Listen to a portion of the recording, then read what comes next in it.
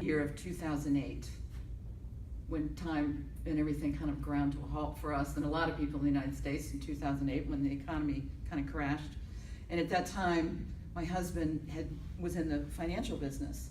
Well, he went from holding these big, huge seminars and everybody showing up in a room like this to nobody, right? And so in what felt like the blink of an eye, but actually took a couple years, everything kind of spiraled downward for us, and we got a foreclosure notice on my dream house that we just remodeled.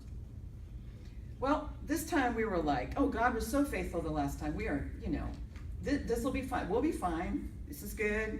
Roger started a new business. It was going good. We applied to the bank for a loan restructure. Everything was looking great.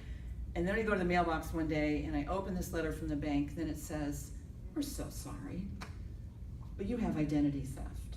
Someone had used my husband's name on their tax returns. And so everything ground to a halt. No loan, no house, no idea where we were going to live. And this time, the dog actually did get run over. Now, there was a song that I was tempted to sing during that time, that old country song, gloom, despair, and agony on me. You know that? Deep, dark depression. Hey, I was already prone to depression. I didn't need all this. So that's always the temptation, right?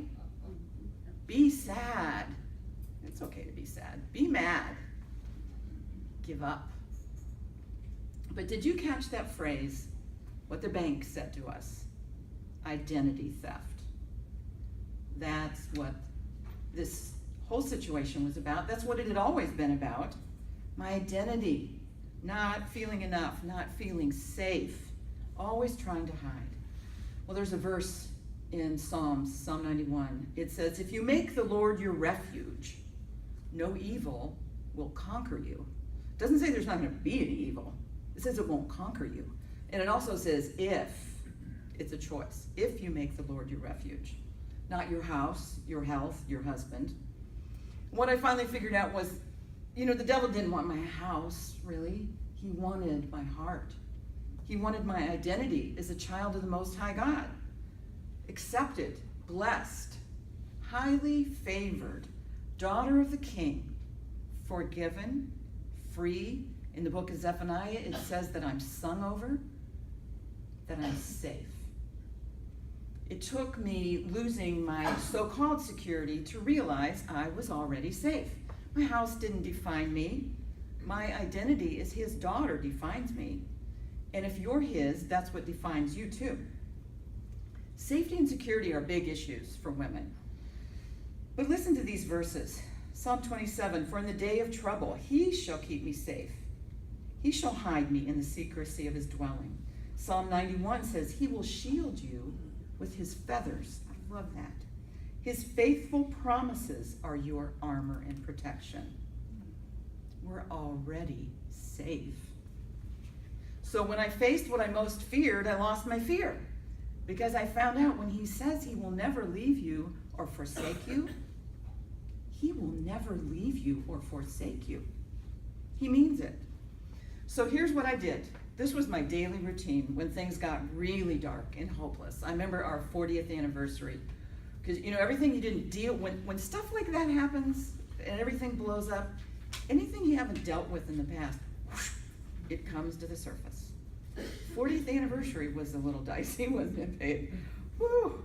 Well, what I did was I got up every morning when it was still dark and I lit a candle and I looked up every verse I could find about light and about hope. And I read them and I prayed them.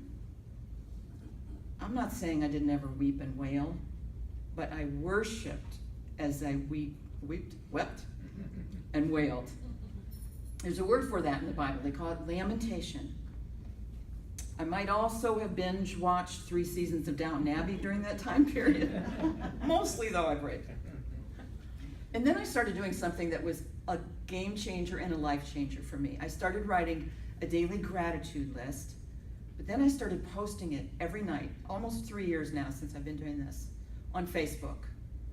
So what I did was I took my eyes off all the negatives and I started looking all day long because I knew I had to write that thing at night. I started looking for things to be thankful for. I I started praying words that began with the prefix re, rebuild, restore. And he rebuilt my life.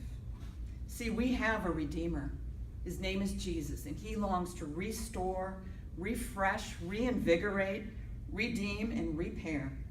And if you just return to him and stick your head out of your shell and trust him, he will do all that and more. So if you haven't figured it out yet, the turtle is for me a symbol of choices. You can advance in life and go forward, or you can retreat. You can connect or you can disconnect. You can be courageous or fearful. You can worship or you can whine. And I think I'm going to get a bumper sticker, and you can tweet this if you're tweeters on Twitter. You can whine and decline, or you can praise and be raised.